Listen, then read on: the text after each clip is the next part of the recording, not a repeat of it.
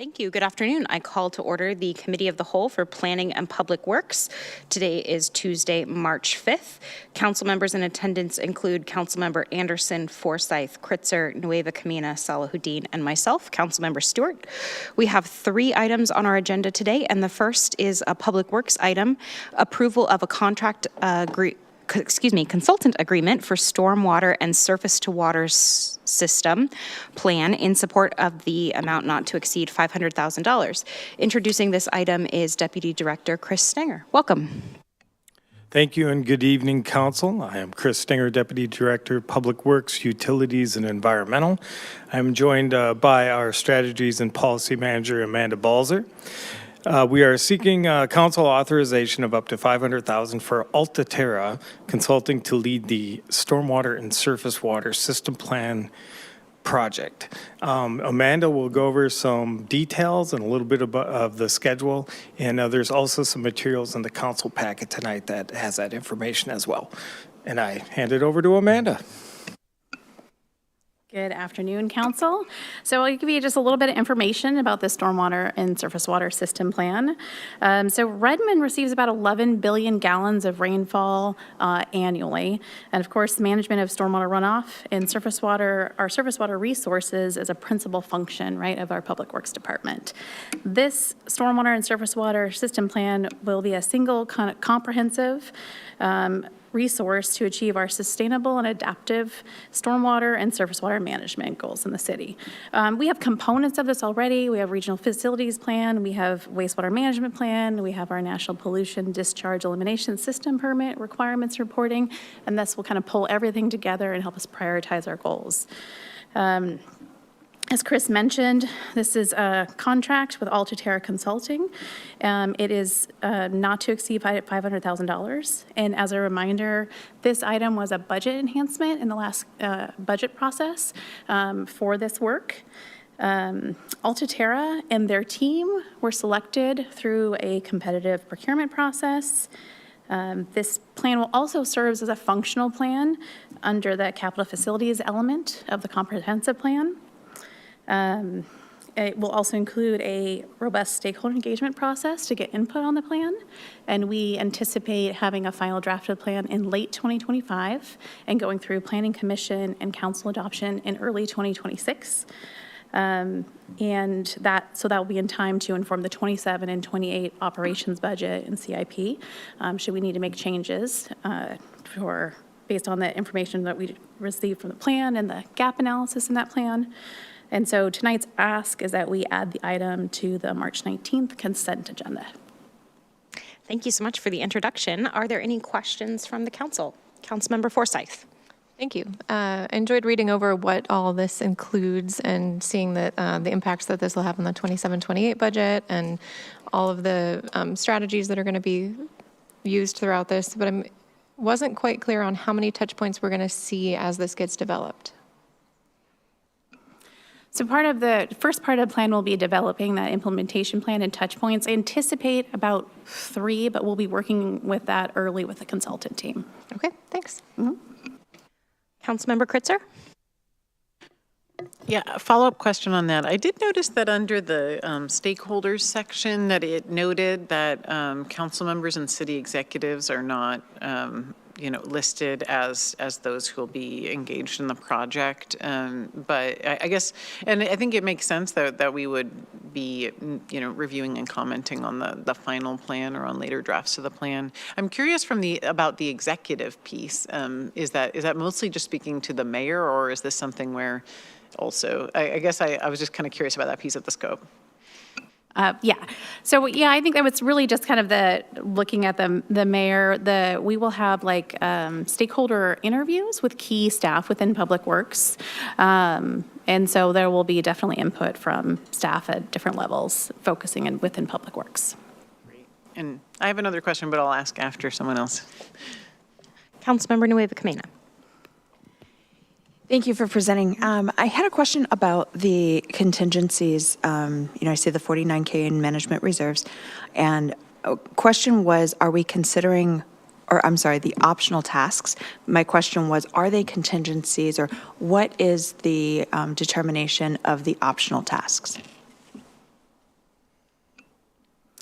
So part of that contingency is if we run it, right, if we run into management contingencies where we need to increase the budget. The optional task will kind of depend on how we go through the process. For example, one of the optional tasks is doing open house, right? And we have worked with our planning partners to kind of get information on how best to do stakeholder engagement and following some of the same things that they're doing with the comprehensive plan.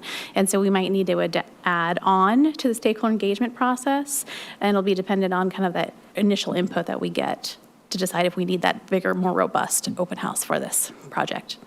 Thank you. Thank you. Councilmember Kritzer?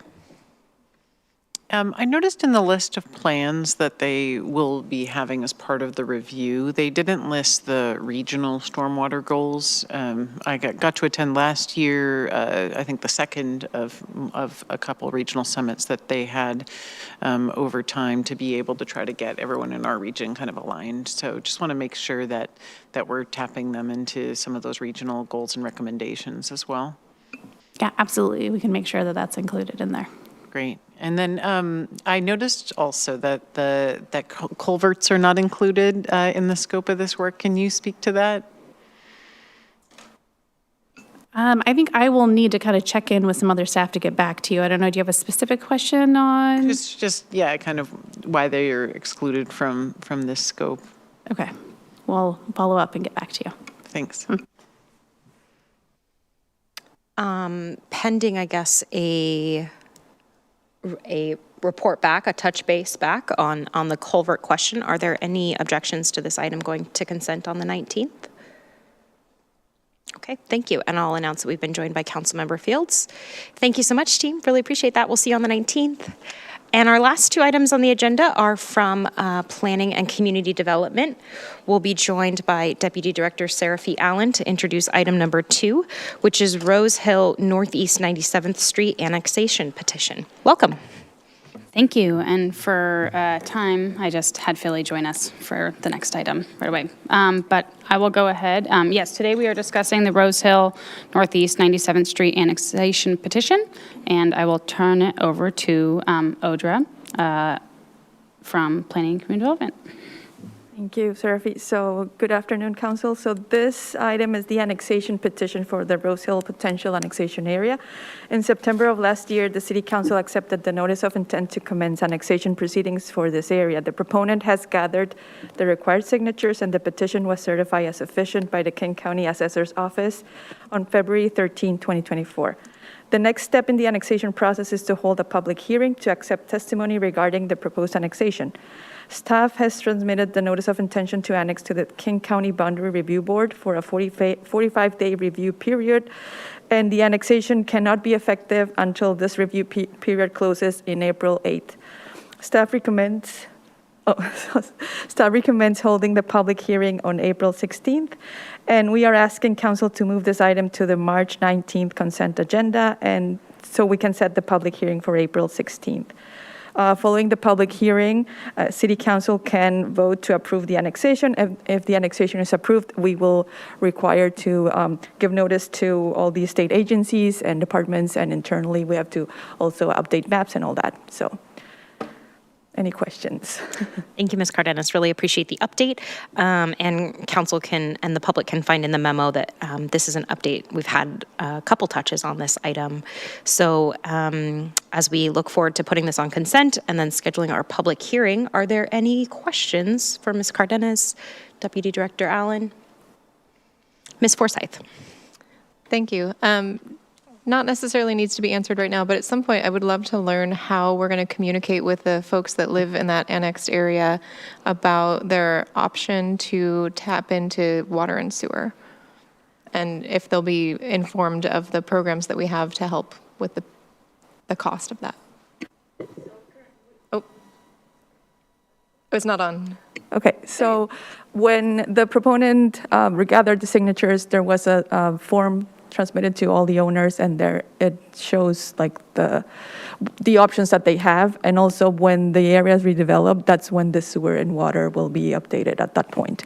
But yes, they are kind of aware at this point on what's going on, and it's 13 parcels and 4 are vacant too, so it's 8 parcels basically. Thank you. Appreciate that. Roger, can I just ask if we've had anyone respond back to our communication already, just for the council's awareness? Well, the proponent is the one that initiated the petition, so he's aware of all the issues. Right now, most of the parcels are on septic, so they are aware of all that. And we haven't heard from any of the others, but to move forward this petition, it needs to have at least 60% of the owners signing the petition, and we got 85% of the owners signing. So they are aware of all the process that comes with the annexation.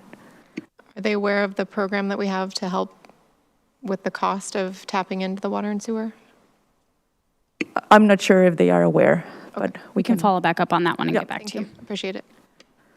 Just a quick follow-up on that, and then we'll go to Councilmember Fields. Ms. Cardenas, I thought I heard you say that actually the water and sewer most likely wouldn't be hooked up until redevelopment occurs. Is that correct? So I just want to make sure that was that understood yes. well? Okay, awesome. So unless the septic fails, that's what happens usually. Great. Thank you so much. Mr. Fields. Oh, sorry. Sorry, Ms. Forsyth. Sorry, just for clarity, I've had a lot of people in that neighborhood ask about getting tapped in, so that's why I want to make sure that they know about the program that we have so that they can make that transition.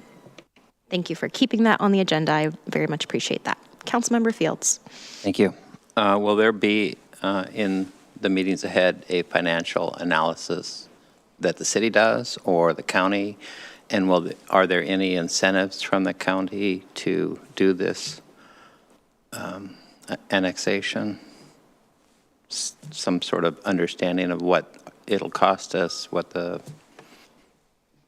So when we prepared the boundary review board petition, we did a little bit of a financial analysis because they want to know how much the county is going to lose, how much we're going to gain or lose. It's very, very high level. But basically the incentive for us is that the Growth Management Act requires cities to annex their potential annexation areas. It's not something like we are getting any financial incentive to do that, no. And we can provide that to you if you'd like as well. Councilmember Kritzer. Just one question on the upcoming contacts. In the memo, it lists both 319 and 416. So is what we need to do is set the date for the public hearing first as a decision, and then we would need to have the hearing and then make a decision on it? Yes, that's correct. So on the 19th, you would approve the date for the public hearing, and then immediately after the public hearing, you can decide on the annexation. Take a final action. Okay, I just wanted to clarify that for others as well. Thanks. Other questions from the council? Are there any objections to this going to consent on the 19th of March? Okay, thank you so much, Ms. Cardenas. We'll see you again later this month. Appreciate that. And Deputy Director Allen, I will turn it over to you and Philly Marsh, our Economic Development Manager, to update us on the Economic Development Plan draft vision, goals, and strategies. Thanks for being here. Thank you. So we are very excited today. As many of you know, we've come to you a couple times about this plan. So the title, as we said earlier, is the Economic Development Strategic Draft Vision, Goals, and Strategies. In July of 2023, City Council approved a consultant contract with Community Attributes, Inc. We were last in front of Council in November on the 28th in 2023, where the data analysis was presented, and we had a really healthy conversation. With that, I will turn it over to Philly Marsh, who will provide more information. I did want to say one quick thing that you were also, I believe, had more materials that you could prepare, but we're not going to present anything today. But if for further reference you want to look at those, you can for the study session. Go ahead, Philly. Thank you so much, Deputy Director Allen. So as was mentioned, we're excited to bring back our consultant from Community Attributes to the study session on March 26th to present the draft vision, goals, and strategies of Redmond's first economic development plan. In our previous study session with council, we reviewed the data findings as well as the strategic themes we identified from those quantitative and qualitative findings. We conducted a robust feedback loop and built upon those strategic themes to craft a vision statement and goals and the specific strategies for each one of those themes. At the study session, we asked for discussion and feedback from council on the vision, goals, and strategies, and that feedback will help shape the continued development of the implementation actions under each strategy. As we prepare for the study session, are there any initial questions we can be sure to respond to through the presentation? And as was mentioned, there were attachments to this memo, the data findings summary, as well as that draft vision, goals, and strategies. Council, are there questions that you would like to see addressed at our study session on the 26th? Ms. Forsyth. Thank you. So the one thing that, and maybe I just missed it because there was a lot to read here. I didn't see anything that was addressing the vacancies that we do have and like the ones that have been vacant for quite a while and incentivizing getting those spaces filled for either retail or restaurants or anything like that. So interested if that's part of this or where that would fall. Thank you. I'll be sure to include that.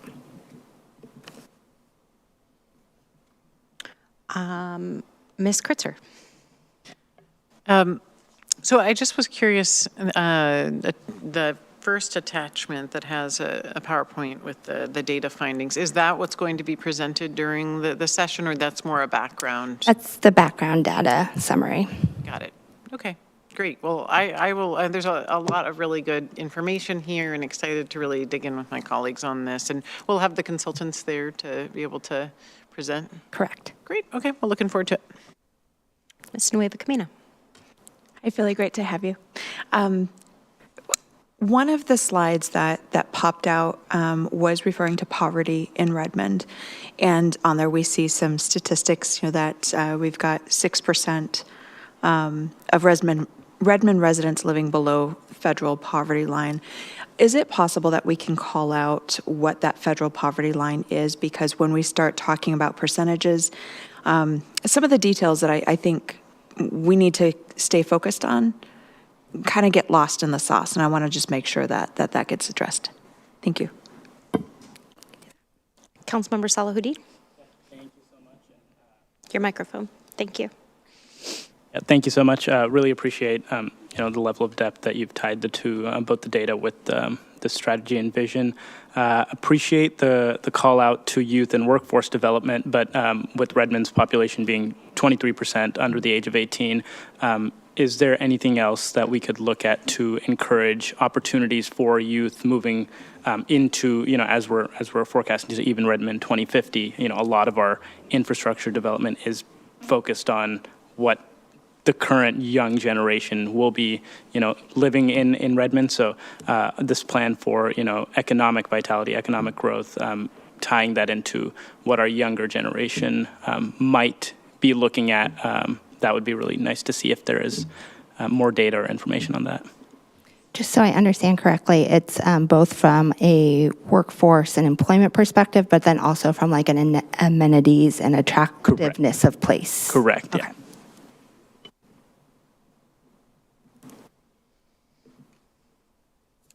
Thank you so much. We have had a bunch of touches on this, so I think there's a pretty healthy understanding of the topics that council's most interested in.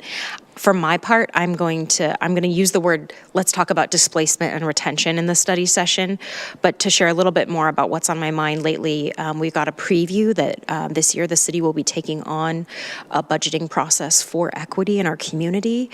We've got this new economic development strategic plan in front of us.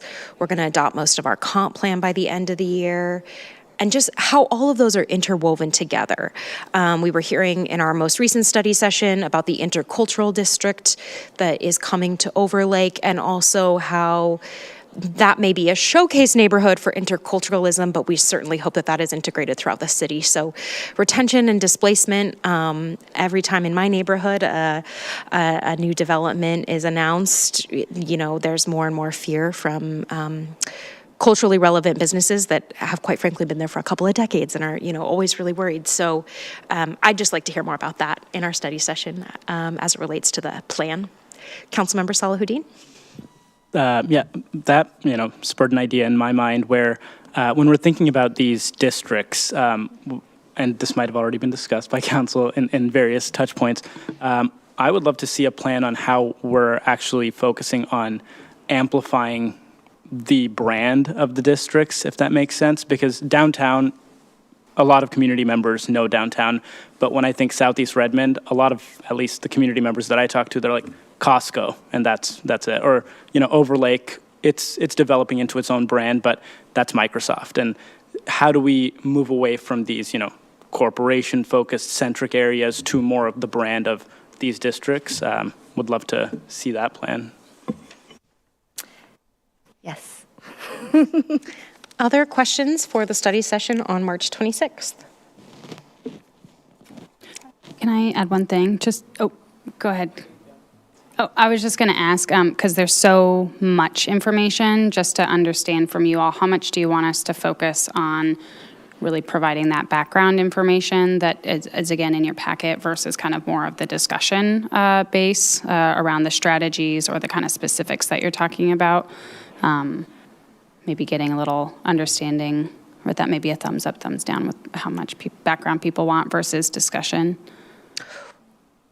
Mr. Fields?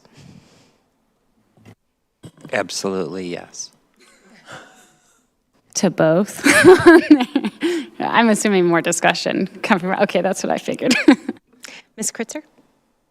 Yeah, I'd say I'd love the background on the development of the vision, goals, strategies, and kind of walking through what are we talking about, what are some of the big ideas since the last time we saw this, so that way we can dig in on those. I think it does help to have some presentation and to understand some of the thinking behind the creation of the document that we've been provided, and then be able to get into discussion around kind of what council members' thoughts are, or what gaps we see, et cetera. And I will just agree and say that I really do, like Mr. Fields said, I agree that we've had a chance to review the materials, and we will have had even more time by the 26th. So keeping the conversation mostly discussion focused on these key areas of interest, I think is really helpful. And the presentation, a quick presentation at the top with the items that Councilmember Kritzer alluded to, it does help root the public in their observation of the conversation. So I can appreciate that as well. Are there other comments from the council? Councilmember Kritzer. I remembered one other comment I had, and I think I brought this up before. I'm definitely interested, even though I think it's probably the next step is as we go forward with this plan, how do we think about the staffing on it or the capacity needed within the city to be able to execute it?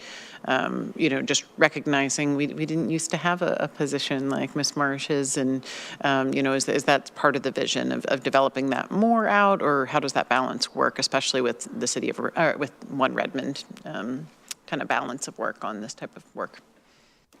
Thank you. We can definitely address that. You're right. It's more the staffing specifics to meet all of the strategies and things will probably come in a different phase, but we wanted to have and build basically the sandbox that we can play within and create more of that vision for the city. So just know that will be the strategies and focus and prioritization that you can provide to us in the study session will help us to know how to allocate our current resources. And then, of course, if requested, to come back with what it would look like to achieve some further goals, should you have them. Thank you so much. And I'll just add one thing. There are foundational strategies, and those are the citywide initiatives that are longer term. And a lot of the lenses we are looking in the actions and in implementation of this will be how can we partner both internally as well as externally to be able to do more with less, because we're aligned around common goals and implementation strategies. Appreciate that. Last call for questions from the council. All right, thank you so much for being here today. And that was the last item on our agenda. We are adjourned. Thanks so much.